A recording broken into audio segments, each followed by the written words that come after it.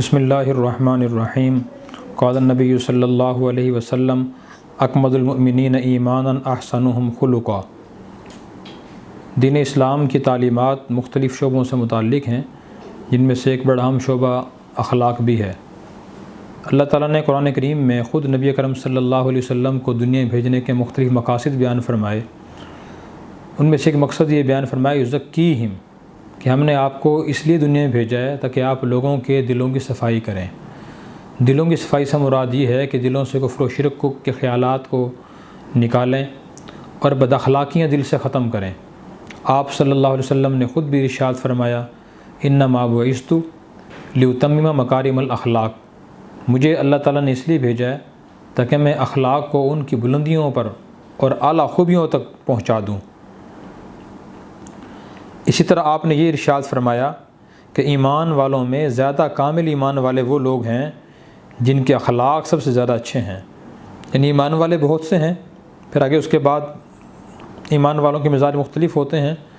بعض لوگ کثرت سے نماز پڑھتے ہیں، فرض سے بڑھ کر نفل، بعض کثرت سے تلاوت کرتے ہیں، بعض کثرت سے حج عمرہ کرتے ہیں، بعض کثرت سے صدقہ خیرات کرتے ہیں۔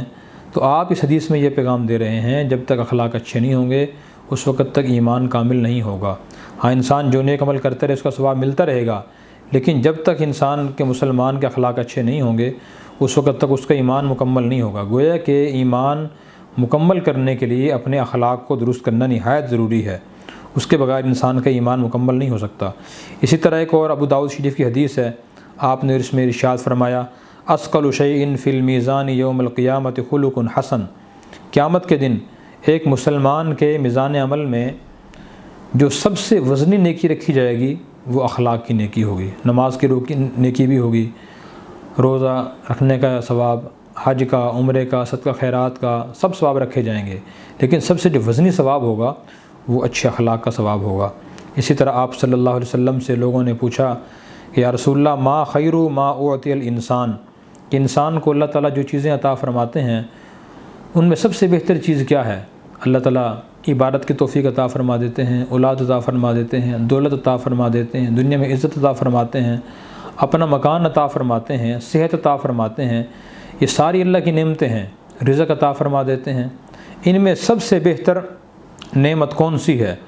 تو آپ نے ارشاد فرمایا الخلق الحسن، یہ بہقی کی روایت ہے، فرمایا کہ اچھا اخلاق اور اچھے اخلاق اللہ کی سب سے بہترین نعمت ہیں۔ اور اس کا مشاہدہ بھی ہے، مشاہدہ یہ کہ جس شخص کے اخلاق اچھے ہیں وہ لوگوں کے لیے راحت اور سکون کا باعث بنے گا اور خود راحت اور سکون سے رہے گا۔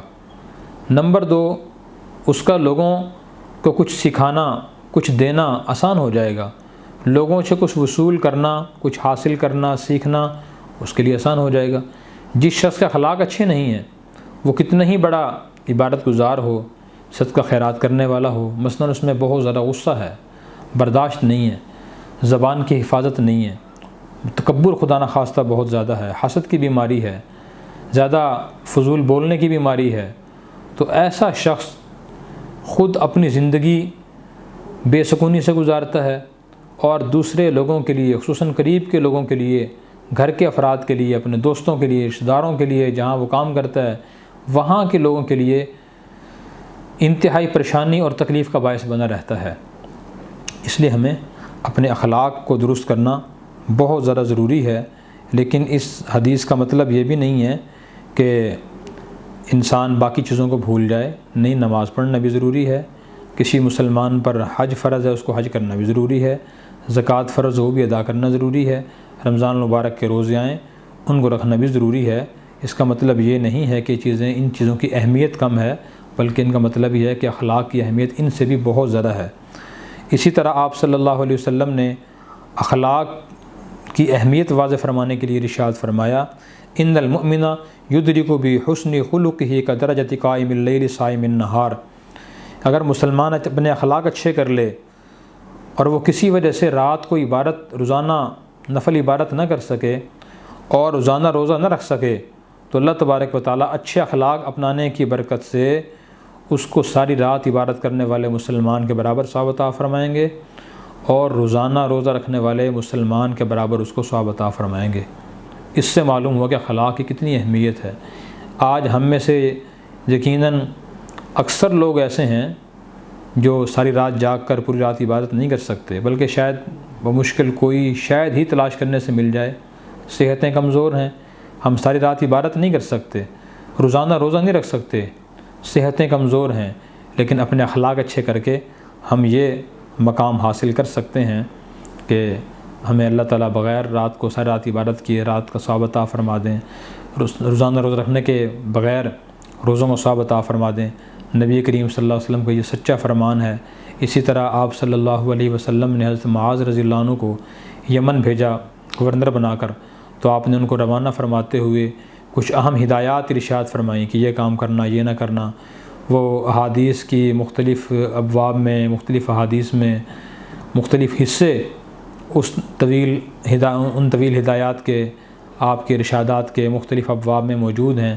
آپ نے انہیں ایک نصیحت ہی فرمائی تھی، فرمایا تھا کہ احسن خلقک للناس، اے معاذ اپنے اخلاق لوگوں کے لیے اچھے رکھنا۔ یہ موطا امام مالک میں حدیث ہے۔ تو دیکھیں اس کا مطلب یہ ہے کہ آپ صلی اللہ علیہ وسلم اخلاق پر بہت ذرا زور دیتے تھے۔ آپ جب کوئی نماز کا تذکرہ آتا، عبادت کا تذکرہ آتا، اس وقت آپ بتاتے کہ اس سے نفل نماز سے، نفل صدقہ خیرات سے اور نفل حج سے، نفل عمرے سے افضل اخلاق کی درستگی ہے۔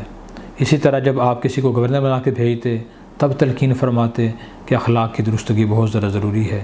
اور اسی طرح آپ صلی اللہ علیہ وسلم جب اور ہدایات دیتے تب بھی اخلاق کو نہ بھولتے۔ کوئی آپ کے سامنے آتا کہ وہ نماز کثرت سے پڑھتا ہے، اس کو آپ تلقین فرماتے کہ بھئی نماز پڑھیں، لیکن نماز کے ساتھ ساتھ اپنے اخلاق کو بھی درست رکھیں۔ اور مشاہدہ بھی ہے، اگر ایک شخص خدا نخواستہ عبادات سے دور ہے، خدا نخواستہ غیر مسلم ہے، لیکن اخلاق اس کے اچھے ہیں، تو وہ دنیا میں اپنے قریب کے لوگوں کے لیے راحت اور سکون کا ذریعہ بنتا ہے۔ دوسرا شخص کثرت سے عبادت کرتا ہے، خدا نخواستہ اس کے اخلاق برے ہیں، تو وہ دنیا میں ہی لوگوں کے لیے بڑی پریشانی اور جہنم کا باعث بن جاتا ہے۔ اللہ تعالی ہمیں اپنے اخلاق درست کرنے کی توفیق عطا فرمائے۔